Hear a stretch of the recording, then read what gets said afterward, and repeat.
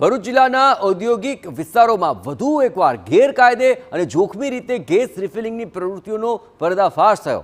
ઘટના છે દહેજ પાણિયાદરા ગામ નજીકની કે જ્યાં પોલીસે રસ્તા નજીક પાર્ક કરેલા ટેન્કરમાંથી સિલિન્ડરમાં ગેરકાયદે ગેસ ભરવાનું કૌભાંડ ઝડપી પાડ્યું। પોલીસે 3 કરોડ 33 લાખના મુદ્દામાલ સાથે 2 આરોપીની કરી છે ધરપકડ।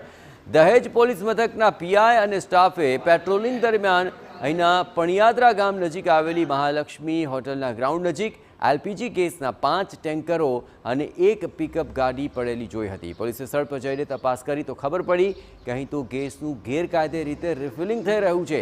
પોલીસે જઈને ગેરકાયદે પ્રવૃત્તિ કરતા શખ્સોને રોક્યા તો આ શખ્સો ત્યાંથી ભાગ્યા હતા, જેમાંથી 2 શખ્સોને પોલીસે ઝડપી લીધા છે, જ્યારે કેટલાક શખ્સો અંધારાનો લાભ લઈને ભાગી છૂટ્યા હતા। ત્યાં 8 જેટલી એલપીજીના ગેસ ભરેલી ટેન્કરો ઉભેલી હતી અને એ ટેન્કરોમાંથી ગેસ કાઢીને નાની જે કોમર્શિયલ બોટલ આવતી હોય છે એલપીજી ગેસની, એમાં ચોરી કરીને રિફિલિંગ કરવાનું કામ કરતા હોવાનું જણાયેલું। તો આવી ગુનાહિત પ્રવૃત્તિમાં સંડોવાયેલા 2 આરોપીઓને ગુનાના કામે ધરપકડ કરવામાં આવેલી। એમના વિરુદ્ધમાં દહેજ પોલીસ સ્ટેશનમાં ગુનો